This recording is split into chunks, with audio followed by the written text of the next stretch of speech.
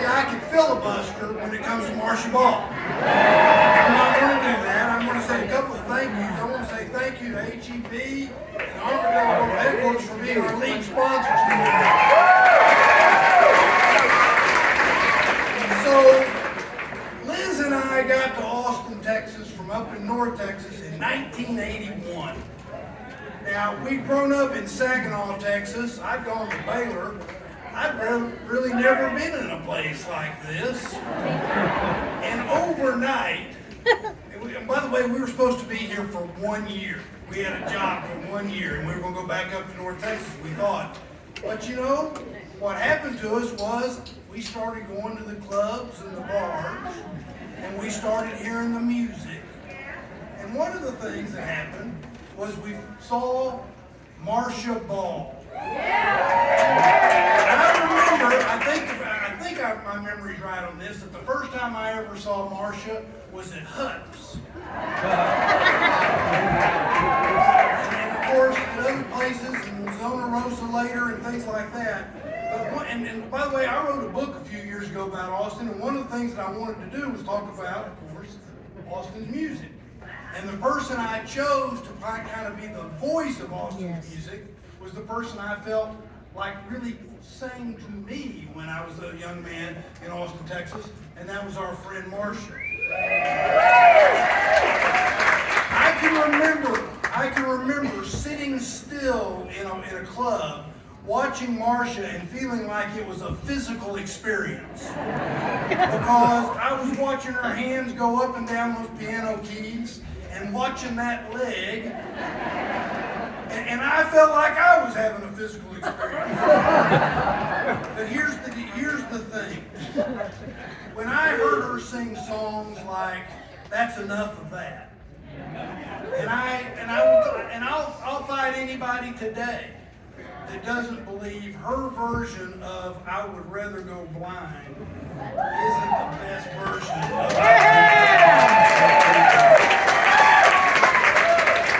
What happened was her rhythm, her enthusiasm, her power, her spirit, you could feel it in your bones. And for me, in 1981 and that period of time, what happened was, as I fell in love with Marcia Ball's music, I fell in love with Austin. Because Marcia is a part of this town. She's the spirit of this town. She's fundamental to who we are as a town. She is why we can brag we're the live music capital of the world.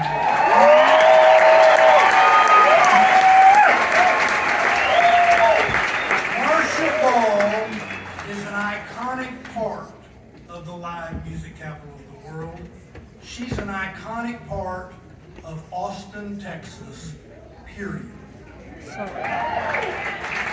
I am here tonight very honored because it is my great pleasure as mayor of the city of Austin, Texas, to present to this icon, to present to this person we all owe so much, a key to the city.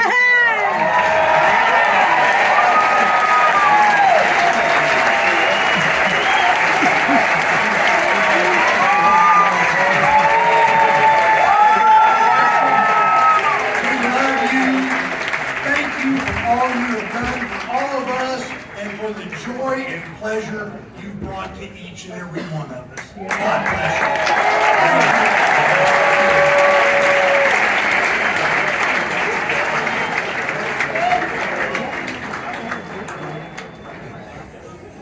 you. Okay, so we had the governor of Arkansas out here. We had the mayor of Austin here. I have somebody that wanted to share some. Everything okay? Sorry. I'm juggling a few things, you know? Okay, but I think I got this right, because now we're leading up to a Pulitzer Prize winner is about to take the stage. Yeah, you thought you had it, right? Yeah. The man also has an Emmy. He's written National Book Award winning books. He's an author, a journalist, and a playwright. Not only a staff writer for the New Yorker magazine, but I think most importantly in this house, he plays keyboards in the Austin Blues collective Hoodoo. Please welcome Larry Wright.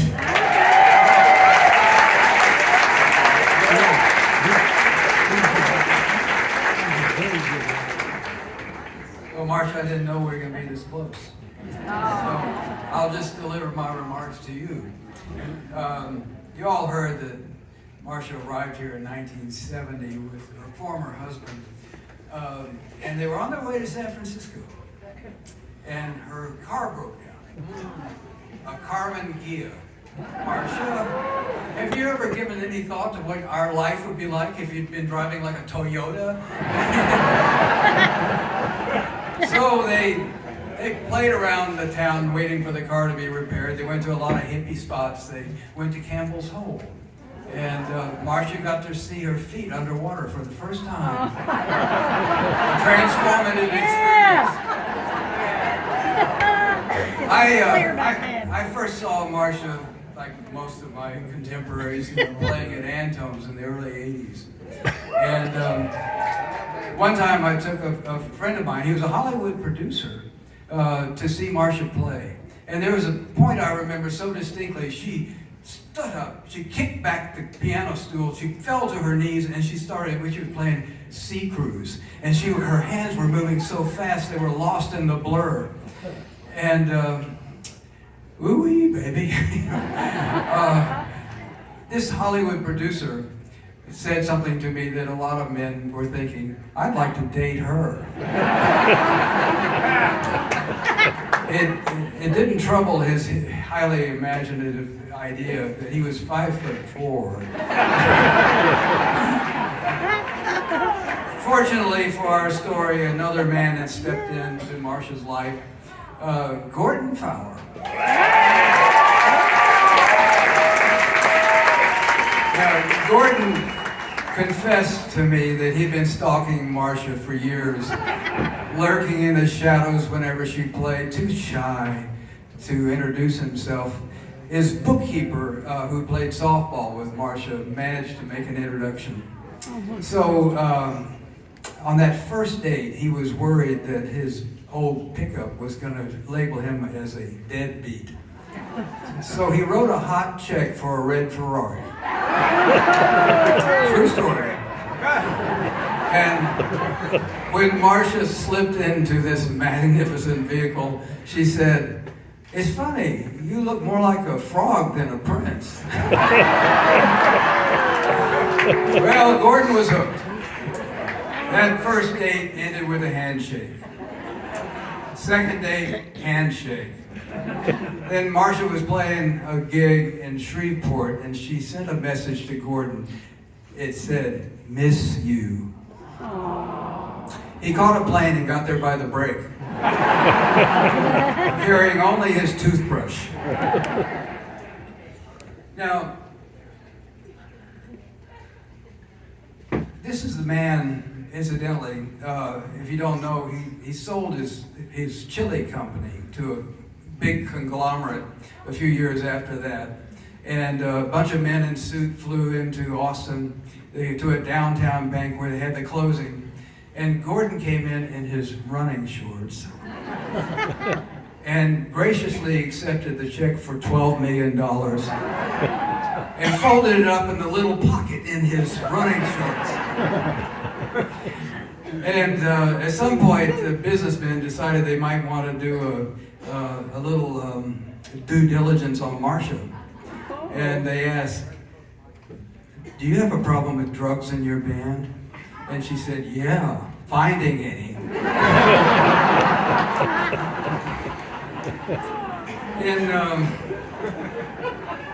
1993, Marcia and I and some dear friends got together to form a group to put up statues in Austin.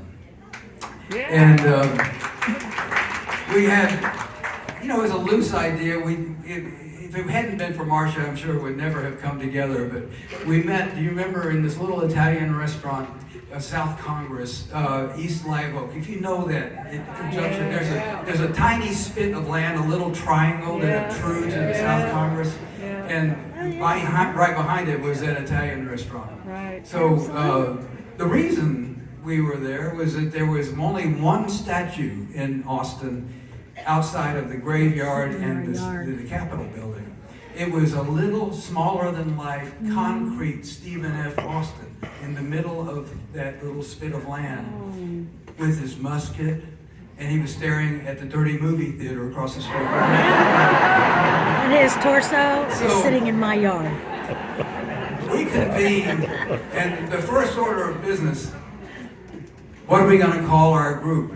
And Marcia instantly responded, Monumental Erections. Now,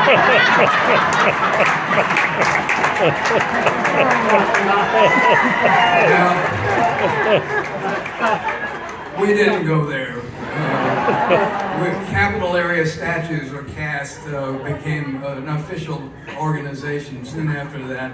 And also soon after that, the neighborhood where that little Stephen F. Austin statue was had a lot of halfway houses and an abundant number of homeless people. And not long after we met there, a lot of these homeless people would sit in the benches around the statue. And the city decided that they were up to no good. So the city took out the benches. And the next day, somebody took out Stephen F. Austin. All that were left was his moccasins. And so we had a challenge. You know, we had our mission was to fill up the city with people we loved and cherished because of the values that they embodied, the same values that drew us to this city. Our first statue was Dobie, Belichick, and Webb, the J. Frank Dobie, Walter Prescott Webb, Roy Belichick, down in Barton Springs. These three codgers would hold court in Barton Springs every afternoon in the summertime, and they became the first literary salon in Texas. And we wanted to honor them because of their friendship. And, you know, there were schools named after each one of them, but the students didn't know, even the teachers didn't know who these men were. So our goal was, let's put up a statue to them and bring back that memory. Well, we were handicapped by a couple of things. One is none of us had any experience raising money. And also in Austin at that time, there wasn't any. So Marcia played concerts for us. One thing that we had in our favor was we had a lot of creative friends. And, you know, we were really fortunate. A ton of writers and musicians. So we decided to have a literary luncheon at La Zona Rosa. The restaurant Gordon created to diminish his fortune. So we didn't know what to expect. We had a bunch of writers reading and Butch Hancock playing. It was, you know, it was a lot of fun. But we had sold some tickets. But when noon arrived on the scheduled day, there were hundreds of people on the street. You remember this? You remember Steve Harrigan out there collecting money in a cigar box, his eyes rolling around. The fire marshal finally shut down the entrance. There were 500 people that got in to hear writers reading their work. And Gordon ran out of food. You should have prepared a little better for that. It was chaotic, it was strange. But that night we had another dinner in Sagarundi Hall. Yeah. And this was one, I really treasure this moment. It's one of the things that would never happen without Marcia's magnetism that drew everybody to her. But at that dinner, among the authors reading were Liz Carpenter, John Graves, Molly Ivins, Gary Cartwright, Elmer Kelton, Sarah Bird, Larry L. King, Jim Magnuson, Kiki Friedman, the governor, Ann Richards,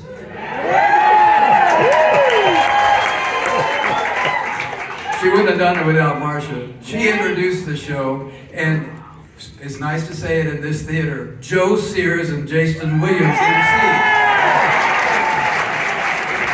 In drag. With all that, one of my favorite images of that night, afterwards, after the talks, all the authors sat out in the courtyard signing their books, and I turned around and there was Kinky sitting next to Lady Bird Johnson. Only in Austin, we didn't know how rich we really were. Now the next statue was Angelina Eberly. Yeah. Now, we had a hard time with this statue because, you know, we didn't have any images of her and all this sort of thing. All we had was a legend. Perfect. When Sam Houston was president of the Republic of Texas, he hated Austin. He thought it was not the right place for the capital of the Republic. A more suitable place might be, what do you think? So he delegated a couple of rangers to steal the archives, which was about all there was to the Republic of Texas. And a woman named Angelina Eberly, who was an innkeeper and probable madam, happened to be awake in the middle of the night, and she overheard this commotion, and so she ran down to the corner of 6th and Congress, where we kept our town cannon, to scare off the Comanches. And she fired it off, missed the Rangers, and blew a hole in the land office. Oh, we love this story. So the citizens of Austin were aroused by the cannon shot. They chased the Rangers up to Georgetown carrying the cannon with them. And they brought the archives back to Angelina and put it under her bed, which probably saw a lot of action. And this is why she became the patron saint of the archivists. Oh, we love that story. And we had so much fun putting up that statue. And the quality that we wanted to enshrine was whimsy. It just defines the city we live in. Then, the last one we had a vow that we would only do dead people, but we figured Willie Nelson had outlived all his crimes. So we decided to do Willie, and he now stands in front of Austin city limits. But Willie was coy about when we could unveil it. For months we had it under a parachute in Robert Rodriguez's studio. And finally he said that he would be willing to appear at an unveiling on April the 20th.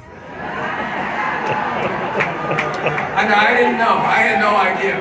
Marcia was laughing and I couldn't get it. Well, we unveiled the statue on 420, at 420, and Willie saying, "Roll me up and smoke me when I die."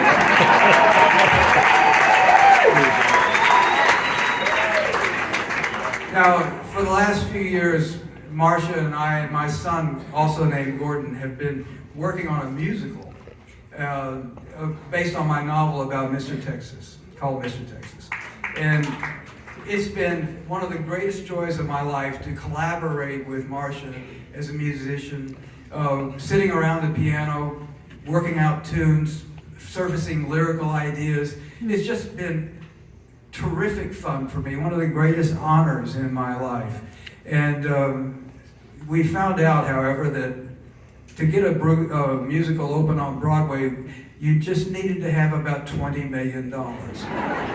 And Gordon was fresh out. So we have now decided we're going to do it as a musical podcast. And we're casting it now, and we're hoping to get started on it soon.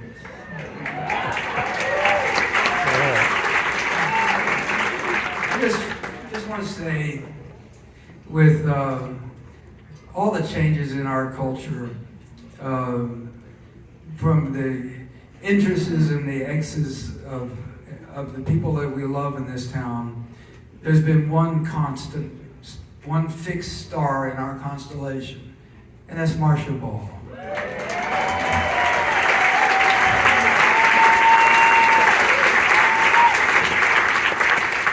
Marcia, you are the heart of Texas. Thank you.